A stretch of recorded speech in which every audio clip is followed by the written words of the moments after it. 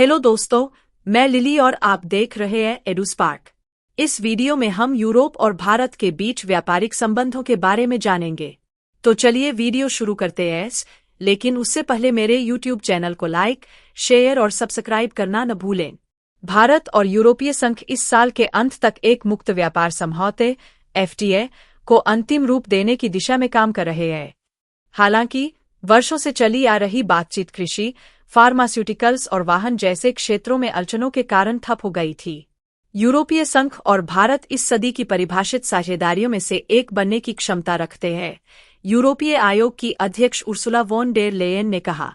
भारत और यूरोपीय संघ इस व्यापार समझौते को अंतिम रूप देने के लिए प्रयासरत है, जिससे वैश्विक स्तर पर यह अपनी तरह का सबसे बड़ा समझौता होगा। इसके अलावा इस समझौते पर हस्ताक्षर करने से वर्षों से चली आ रही वार्ताओं का अंत होगा। यह अंतिम प्रयास तब हो रहा है जब भारत और यूरोपीय संघ दोनों वैश्विक स्तर पर बढ़ते व्यापारिक विभाजन, संरक्षणवाद और शुल्कों के प्रभाव को कम करने की कोशिश कर रहे हैं। यह समझौता बढ़ते भूराजनीतिक तनावों से उत्पन्न आर्थिक जोखिमों को कम करने में मदद कर सकता है। हम दोनों प्रभाव क्षेत्रों और अलगाववाद की दुनिया में नुकसान झेलेंगे, लेकिन सहयोग और एकजुटता की दुनिया में हमें लाभ मिलेगा, वॉन डेर लेयन ने फरवरी के अंत में भारत दौरे के दौरान अपने भाषण में कहा।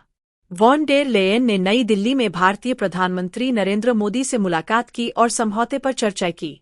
मोदी ने कहा कि भारत-EU साझेदारी को ऊंचे स्तर पर ले जाने और तेज करने के लिए निर्णय लिए गए हैं और इसकी नींव भरोसे और लोकतांत्रिक मूल्यों में साझा आस्था पर टिकी होगी। भारत और यूरोपीय संघ के बीच व्यापार कैसा है? यूरोपीय संघ भारत का सबसे बड़ा व्यापारिक साझेदार है, जिसने 2023 में 124 यूरो बिलियन मूल्य के व्यापार को अंजाम दिया, जो भारत के कुल व्यापार का 12.2% है। भारत और EU के बीच सेवाओं में व्यापार 2023 में लगभग 60 यूरो बिलियन तक पहुंच गया, जो 2020 के मुकाबले लगभग दोगुना है। इसमें से एक तिहाई डिजिटल सेवाएं थीं। भारत के लिए अमेरिका और चीन क्रमशः 10.8% और 10.5% व्यापार भागीदार है। वहीं भारत यूरोपीय संघ का 9वां सबसे बड़ा व्यापारिक भागीदार है, जो कुल व्यापार का 2.2% हिस्सा रखता है। पिछले दशक में भारत और EU के बीच व्यापार लगभग 90% बया है, लेकिन मुक्त व्यापार समझौते पर वार्ता कृषि, ऑटोमोबाइल और फार्मास्यूटिकल्स जैसे क्षेत्रों में मतभेदों के कारण रुकी हुई थी। समझौते में क्या शामिल होगा? भारत दौरे पर अपने भाषण में वॉन डेर लेयन ने सेमीकंडक्टर्स, क्लीन टेक्नोलॉजी और आर्टिफिशियल इंटेलिजेंस को ऐसे प्रमुख क्षेत्र बताए जो इस व्यापार समझौते से लाभान्वित होंगे। हालांकि समझौते तक पहुंचना जटिल होगा, क्योंकि दोनों पक्ष कई मामलों में रियायतें चाहते हैं। यूरोपीय संघ चाहता है कि भारत 100% से अधिक के शुल्क को कम करे, जो कारों, वाइन और व्हिस्की पर लगाया जाता है। भारत चाहता है कि उसकी प्रमुख निर्यात वस्तुओं, फार्मास्यूटिकल्स, वस्त्र और परिधान के लिए यूरोपीय बाजार में अधिक पहुंच और कम शुल्क हों। इसके अलावा भारत को यूरोपीय संघ की कुछ पर्यावरणीय नीतियों पर आपत्ति है, जैसे कि स्टील, एल्यूमीनियम और सीमेंट पर बॉर्डर कार्बन टैक्स।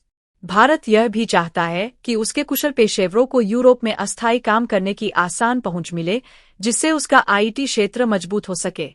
साथ ही भारत को इस बात की चिंता है कि यूरोपीय संघ से आने वाले सब्सिडी प्राप्त कृषि उत्पाद भारतीय किसानों को नुकसान पहुंचा सकते हैं।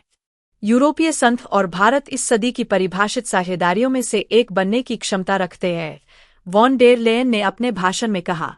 यही कारण है कि यह आने वाले वर्षों और दशकों में यूरोप की विदेश नीति का एक प्रमुख स्तंभ होगा। 2008 में किए गए एक व्यापार प्रभाव आकलन में पाया गया कि मुक्त व्यापार समझौते से EU और भारत दोनों को सकारात्मक आय प्रभाव मिलेगा और अल्पकालिक वास्तविक आय लाभ 3 यूरो बिलियन से 4.4 बिलियन के बीच रहेगा। धन्यवाद। मुझे उम्मीद है कि आपको मेरा वीडियो पसंद आया होगा। कृपया मेरे YouTube चैनल को लाइक, शेयर और सब्सक्राइब करना न भूलें।